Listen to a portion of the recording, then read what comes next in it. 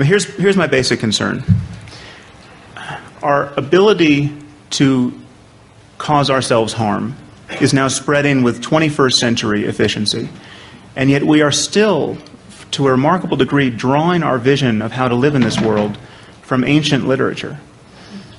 This marriage of modern technology, destructive technology, and Iron Age philosophy is a bad one, for reasons that I think nobody should have to specify, much less argue for. And yet arguing for them has taken up most of my time since September 11th, 2001. That day that 19 pious men showed our pious nation just how socially beneficial religious certainty can be. Now, as someone who has spent a few years publicly criticizing religion, I've become quite familiar with how people rise to the defense of God. As it turns out, there are not 100 ways of doing this. There appear to be just 3.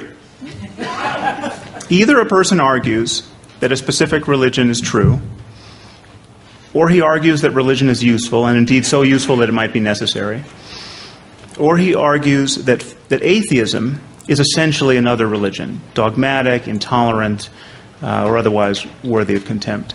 And I want to differentiate these 3 strands of argument because they regularly run together, and any conversation between a believer and non-believers is liable to fall into one of these ruts. Let's begin with the specific claim that a given religion is true. There are 2 problems with arguing this. The first is that, as Bertrand Russell pointed out over a century ago, they can't all be true.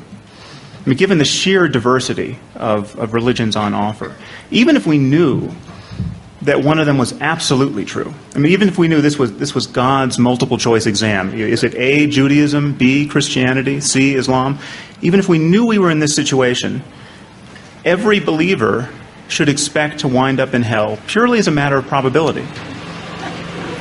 It seems to me this should give religious people pause before they espouse their religious certainties. It never does, but it should. The second problem with arguing for the truth of religion is that the evidence for our religious doctrines is either terrible or non-existent. And this subsumes all claims about the existence of a personal God, the divine origin of certain books, the virgin birth of certain people, the veracity of ancient miracles, all of it. We consider Christianity. The entire doctrine is predicated on the idea that the gospel account of the miracles of Jesus is true. This is why people believe Jesus was the Son of God, divine, etc. This textual claim is problematic because everyone acknowledges that the Gospels followed Jesus' ministry by decades, and there's no extra-biblical account of his miracles. But the truth is quite a bit worse than that. The truth is, even if we had multiple contemporaneous eyewitness accounts of the miracles of Jesus, this still would not provide sufficient basis to believe that these events actually occurred. Well, why not? Well, the problem is that first-hand reports of miracles are quite common, even in the 21st century. I have met literally hundreds at this point of Western-educated men and women who think that their favorite Hindu or Buddhist guru has magic powers. The powers ascribed to these gurus are every bit as outlandish as those ascribed to Jesus. I actually remain open to evidence of such powers, but the fact is that people who tell these stories desperately want to believe them. All, to my knowledge, lack the kind of corroborating evidence we should require before believing that nature's laws have been abrogated in this way. And people who believe these stories show an uncanny reluctance to look for non-miraculous causes. But it remains a fact that yogis and mystics are said to be walking on water and raising the dead and flying without the aid of technology, materializing objects, reading minds, foretelling the future, right now. In fact, all of these powers have been ascribed to Satya Sai Baba, the South Indian guru, by an uncountable number of eyewitnesses. He even claims to have been born of a virgin, which is not all that uncommon a claim in the history of religion. Or in history generally, Genghis Khan supposedly was born of a virgin, as was Alexander. Apparently, parthenogenesis doesn't guarantee that you're going to turn the other cheek. But Satya Sai Baba is not a fringe figure. He's not the David Koresh of Hinduism. His followers threw a birthday party for him recently, and 1 million people showed up. So there are vast numbers of people who believe he is a living God. You can even watch his miracles on YouTube. Prepare to be underwhelmed. I mean, it's true that he has an afro of sufficient diameter as to suggest a total detachment from the opinions of his fellow human beings, but I'm not sure this is reason enough to worship him. In any case, so consider, as though for the first time, the foundational claim of Christianity. The claim is this, that miracle stories of a sort that today surround a person like Satya Sai Baba become especially compelling when you set them in the pre-scientific religious context of the first century Roman Empire, decades after their supposed occurrence. We have Satya Sai Baba's miracle stories attested to by thousands upon thousands of living eyewitnesses, and they don't even merit an hour on the Discovery Channel. But you place a few miracle stories in some ancient books, and half the people on this earth think it a legitimate project to organize their lives around them. Does anyone else see a problem with that? So what I'm advocating, really, and what I advocate in my book, is a kind of conversational intolerance. We don't need new laws. We don't have laws against Holocaust deniers. All we need is a standard of intellectual honesty, where people who pretend to be certain about things they're clearly not certain about receive some conversational pressure. I mean, this would all be accomplished if we treated everyone who spoke about God on the floor of the Senate as though they had just spoke about Poseidon. I mean, just imagine, we have all these hurricanes in the Gulf, and some senator gets it into his head that we should really be praying to Poseidon. I mean, this, after all, is his jurisdiction. The ocean is reclaiming our cities. Clearly, that would be the end of that person's political career. And yet it's not like someone discovered in the 3rd century that the biblical God exists, but Poseidon doesn't. I mean, these claims have exactly the same status. So there is a conflict between religion and science. Many of us, many scientists, have papered over this conflict. And no less a body than the National Academy of Sciences, really our most elite scientists, has announced that there is no conflict, that religion and science ask different questions and represent different ways of knowing. Well, religion and science don't ask different questions, and they don't represent different ways of knowing. Every religion is making claims about the way the world is. If Jesus does come down out of the clouds like a superhero, Christianity will stand revealed as a science. That will be the science of Christianity. Every Christian will be able to say, "Told you so."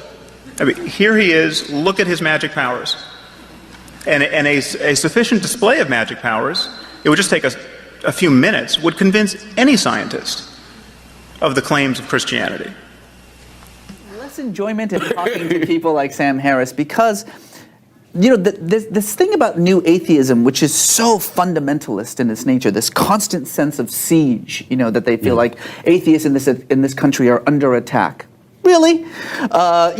This notion, this absolute certainty of the truth, Sam Harris especially. I mean, I've never seen anyone read the Bible more literally than Sam Harris does. The most literalist in the world doesn't read the Bible more literally than Sam Harris does.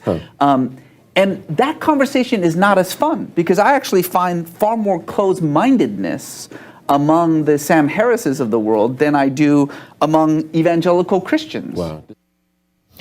without fomenting yet another spat in the long saga of Sam Harris v. Reza Aslan. Do you want to respond to that?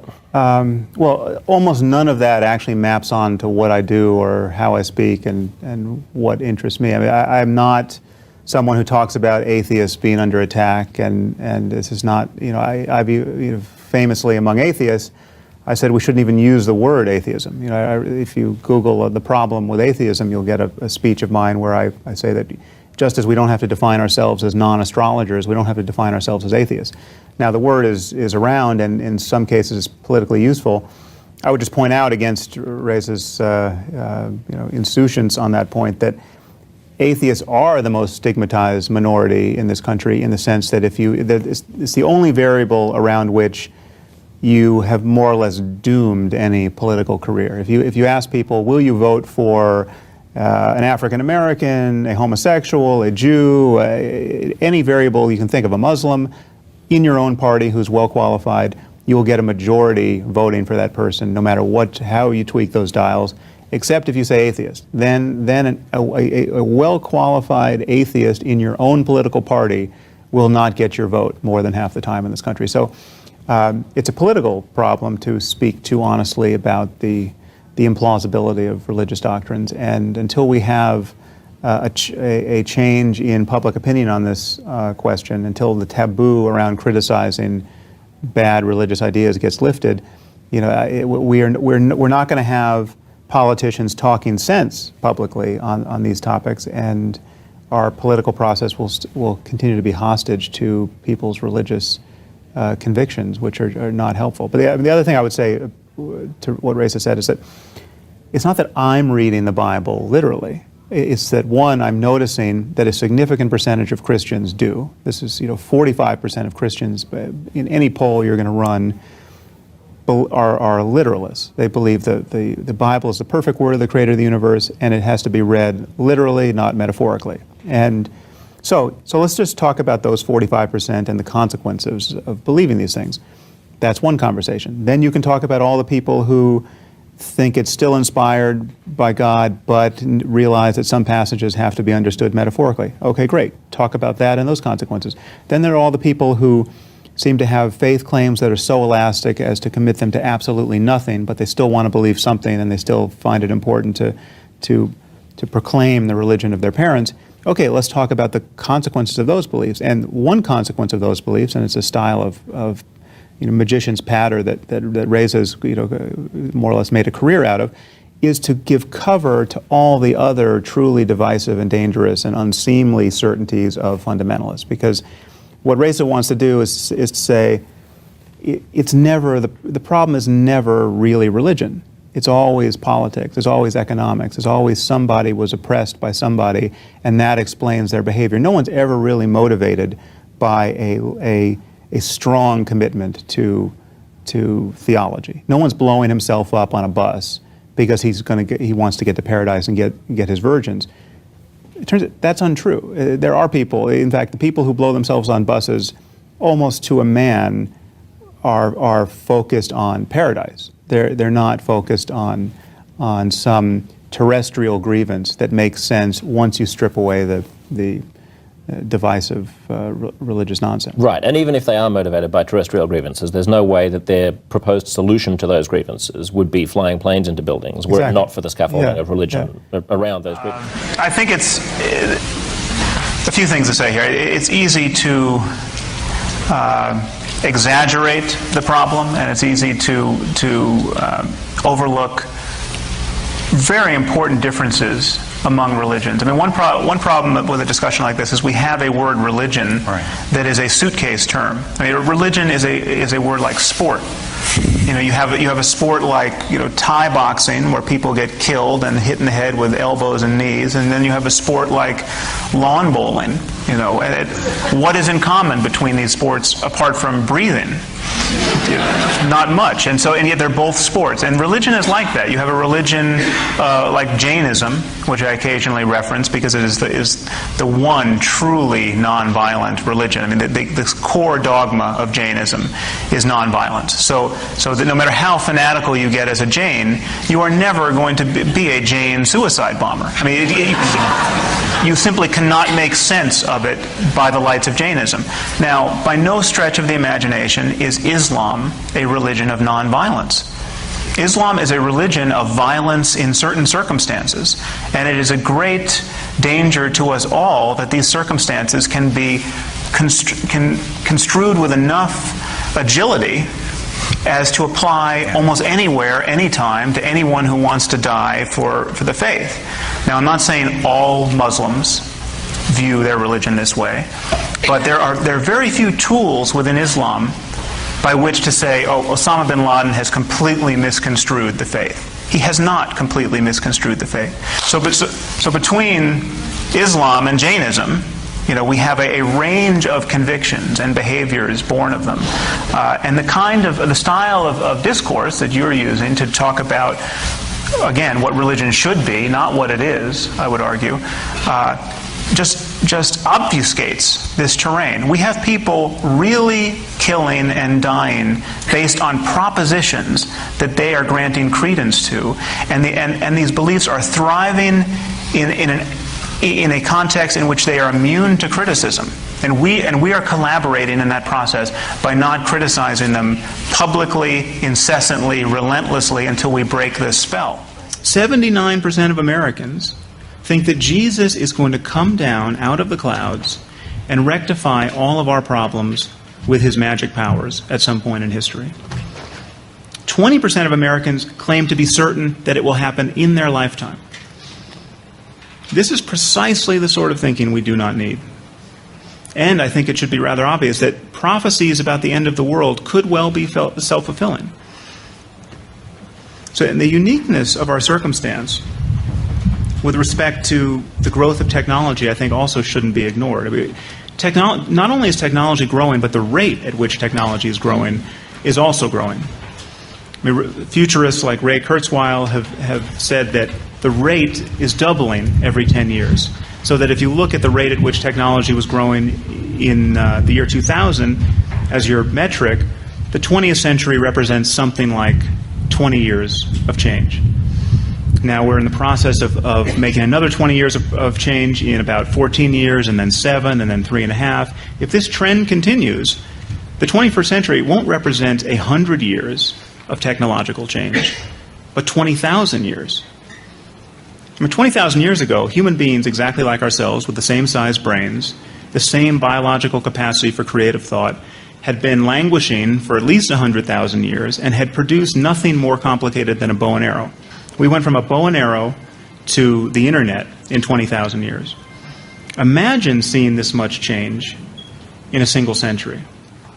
And let's be utterly conservative. Let's just say we're going to have as much change in this century as we did last century.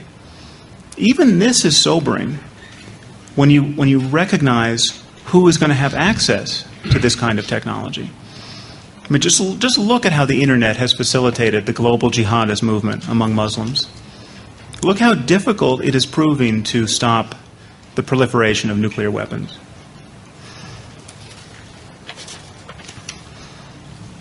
So I think if we accept the quite reasonable premise that it's going to remain easier to break things than to fix them or defend them, the growth of technology is quite sobering in the way that it is interacting with religion, especially in a world that has been shattered into competing religious and moral communities, and especially among communities who think death is an illusion, that this world is fit only to be consumed by God's fury, and that the destruction of every tangible good will itself be the highest good because it will be a gateway to eternity.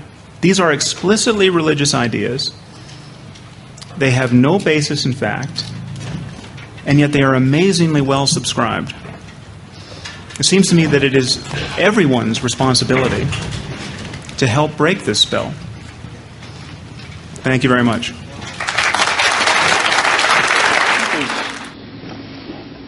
There's some confusion here. I think there's a real asymmetry between science and religion that shouldn't go unobserved. And there's an effort on the part of David and Bradley to not own the very clear propositional claims that have been made by every religion for millennia. Claims about the way the universe is structured. very explicit claims about what's going to happen in the future, about what happened in the past, about what happens after death. And these claims are incompatible. So, for instance, if Buddhism is true, Buddhism purports to be true. Buddhism has a doctrine of karma and rebirth. You can be reborn as an animal. You can be reborn in various realms. If Buddhism is true, Judaism, Christianity, and Islam are absolutely false in their core claims. I mean, these are not pictures that can be squared logically. And every religion is in the business of making these claims about the afterlife and about all manner of other things. And the crucial difference between religion and science is that every religion is beholden to its literature and doesn't think, for the most part, apart from the fringe of kind of liberal intelligentsia, for the most part, people don't think it's man-made. They don't think that these are just books. If everyone read the Bible like Shakespeare, Hitch and I would be doing something entirely unrecognizable right now. I mean, there would be no problem. And so the problem we're articulating is everyone has this idea that they have knowledge about the afterlife, the end of days, the virgin birth of certain people, etc. And these are claims to truth, and they are profoundly anti-scientific because you can't edit the books. You can't edit the Quran. You can't edit the Bible. You can't acknowledge freely within the context of the faith that there are just mountains of life-destroying nonsense in these books, and that's a problem. And the problem is there are many gods and books on offer. Yes. And they make incompatible claims about how we should live in this world. That's Again, the hope, I mean, you're proffering a hope for humanity, which is the right religion most of the time.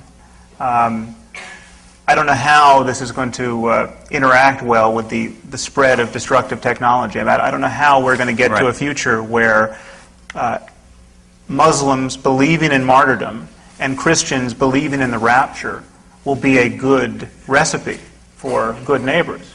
I think that is a kind of a reductio ad absurdum of this more religion argument.